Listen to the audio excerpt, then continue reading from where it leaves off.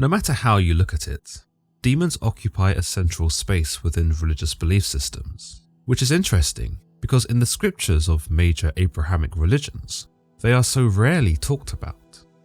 Everyone who believes in these ideas knows that they're there, for good cannot exist without evil, and yet there remains this unwillingness to even acknowledge demonkind within traditional religious circles, perhaps a precautionary effort to keep them away. Which makes sense. Why risk entertaining the dark spirits when one could just as easily avoid them by shunning them altogether? It's with this idea that demons, as we imagine them today, appear only sporadically, at least in Christian tradition, slipping into the narratives as false gods, sometimes identified with fallen angels, or specifically detailed as nameless spirits that are cast into swine and drowned. Never are they identified, catalogued, or analysed for their traits though. For that, we'd need to turn to demonic classifications that emerged from the early modern period, including Johann Weyer's Pseudomonarchia Daemonum or Colin de Plancy's Dictionary Infernal, those which portray demonkind individually, with their own personalities and hierarchies, and those who, if one is brave or foolish enough to summon them, can gain supernatural insight and power. Many devout believers would scoff or be repulsed at such a notion. But when you start reading about what these demons can actually provide, it's easy to see why some might be tempted to confer with them. Whether one is merely curious over demonkind or is actually seeking guidance from darker esotericism, the demons in such works do, at least on paper, provide specific and detailed solutions to some of life's most challenging aspects, none the least the demon of today's episode, who deals with matters of the heart. In Ars Goetia, otherwise known as the Lesser Key of Solomon, we are told of a demon who is a great prince in the hellish realm, this being the second prince we've encountered thus far in this series. We are told the 12th spirit is Sitri. He is a great prince, and appeareth at first with a leopard's head and the wings of a griffin. But after the command of the master exorcism, he putteth on human shape, and that shape is very beautiful.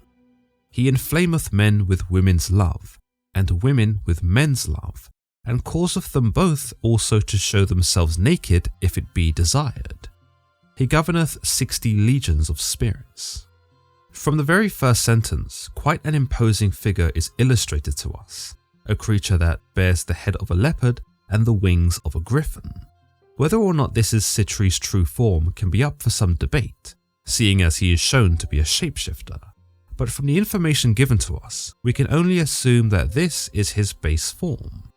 And what a form it is. The griffin, as we know from older mythology, parallels can be found as far back as Mesopotamian times, was a very powerful figure indeed. Not only was it physically imposing, but the legends surrounding its reputation showcase it as a ferocious beast that guarded gold deposits from would-be looters. In any case, the text tells us that once he has been summoned, he takes on a human shape anyway, a shape that is very beautiful. This gives the impression that whoever summons him, whether man or woman, will find this demon to be quite pleasant to behold. In fact, it's probable you wouldn't even be aware that you were communicating with an actual demon, for you likely would never see his griffin-like form. Here we are told that he is able to inflame a man with women's love, and inflame a woman with man's love. That is to say, he can basically make two people fall in love. Now this hardly seems like the work of a demon, and to those who aren't familiar with the Goetic spirits, you'd probably think that this was somewhat out of character. However, as we've seen in previous entries, these demons can be unusually helpful. I suppose they would have to be, otherwise why else would anyone want to summon them? However, Sitri's power does take an insidious turn when you realize his capacity to make someone fall in love against their own consent. With this description, I can imagine Sitri being summoned by the scorned lover, those who possessed unrequited affections, or he or she who was simply too afraid to approach the person they admired. By using Sitri, they pretty much bypass all that and get the person regardless of his or her disposition. What's more, Sitri's power becomes even more dastardly and perverse when we are told that he causes the target to show themselves naked if that is what the summoner desires. With this, Sitri becomes one of the more sexually motivated demons that we've come across in this series. No other demon, with the exception of perhaps Ammon, who helps the summoner win back lovers, or Paimon, who outrightly enslaves people for the summoner, infringes on a human's rights in such a manner. This invasion of both mind and body is pretty shady, and yet, I suppose, what else would you expect of demon kind? To make it even worse, Sitri appears to have quite the realm of influence in the hellish regions, for he is said to govern 60 legions of spirits. To put that into perspective, only one other demon we've looked at thus far has more demons under his command, and that's the principal demon Baal, who commands 66 legions. Therefore, Sitri isn't just a demon that invokes some dark desires in a man and presents them on a silver platter for him, but he's actually reinforced by a considerable bulk of hell that view him as their leader. If we consult Johann Weyer's Pseudomonarchia Daemonum, we find that Sitri follows much of the same presentation found in Ars Goetia, but with a much more devious caveat. We are told, Sitri, alias Bitru, is a great prince, appearing with the face of a leopard and having wings as a griffin. When he taketh human shape, he is very beautiful. He inflameth a man with a woman's love, and also stirreth up women to love men.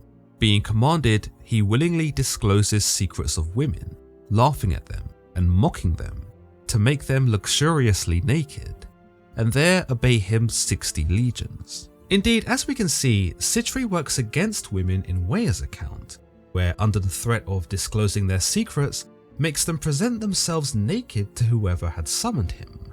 This adds a far more notorious shadow upon Sitri, who now is no longer just using his supernatural powers to achieve his end, but actually coercing women against their will. At least in Ars Goetia, the women are magically influenced, which though doesn't make it right, is perhaps a shade better than actively being blackmailed and pressured into this arrangement. What's worse is that Sitri doesn't just do this because the summoner has asked him to, but seems to actually take pleasure in this endeavour, whereby he laughs and mocks those women who have been made a target of. Weyer's account runs almost parallel to Colin de Plancy's dictionary Infernal, where we are told, Sitri, or Bitru, a great prince of hell.